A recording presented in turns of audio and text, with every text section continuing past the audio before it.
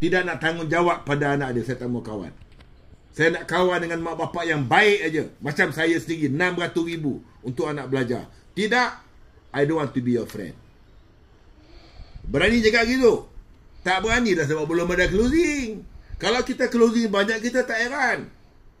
Kita boleh cabar mak bapak tu. Betul ke hang sayang anak? Kita uji ni. Sajalah kita kacau sikit. Bayar kereta sebulan berapa?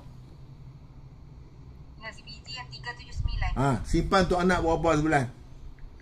Bulan sekarang ni seorang 200. Jadi maknanya dia sayang anak dia sama macam dia sayang kereta. Okey. Tapi banyak orang kereta bayar 600-700. Anak simpan RM100. SSPN PTP tipu. Jangan macam itu. Kita boleh cabar dia sejauh mana dia betul-betul sayang anak dia. Okey Razif, kau sayang tak dengan Sarah?